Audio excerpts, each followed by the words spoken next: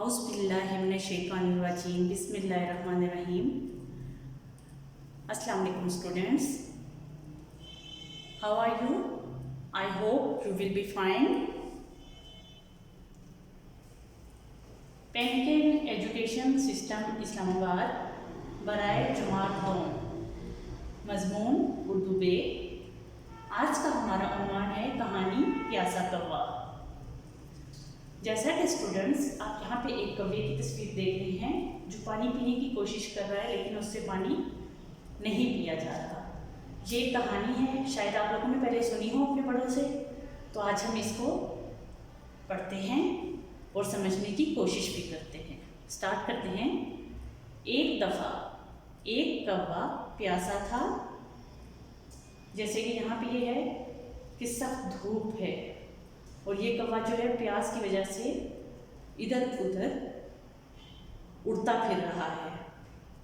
वो पानी की तलाश में इधर उधर उड़ता एक बाग में जा पहुंचा। जैसे कि आप पिक्चर में देख रहे हैं कि कौवा पानी को तलाश करते हुए एक बाग में जा पहुंचा। बाग में पानी का एक घड़ा था, जैसा कि यहाँ पे है। घड़े में पानी कम था। जैसा आप इस पिक्चर में देख रहे हैं, कौवे ने पानी पीने की कोशिश की, लेकिन उससे पानी नहीं पिया जा रहा था क्योंकि घड़े में पानी बहुत कम था या बहुत नीचे था। कौवा बहुत परेशान हुआ। आखिर इसे एक तरकीब सूझी। इसने कंकड़ जमा करके घड़े में डालना शुरू किए। जैसा कि इस पिक्चर में आप देख रहे हैं कि वो कंकड़ जमा कर रहा है और फिर लाके घड़े में डालता है।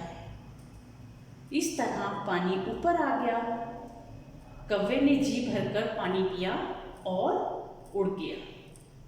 जैसा कि यहाँ पे आप देख सकते हैं कि कौवे ने जब पानी ऊपर आ गया तो उसने जी भरकर पानी पिया और उसके बाद वो उड़ गया। नतीजा, ज़रूरत ईजाद की माँ है, यानी कि अल्लाह ताला उसकी मदद करता है जो अपनी मदद आप करता है।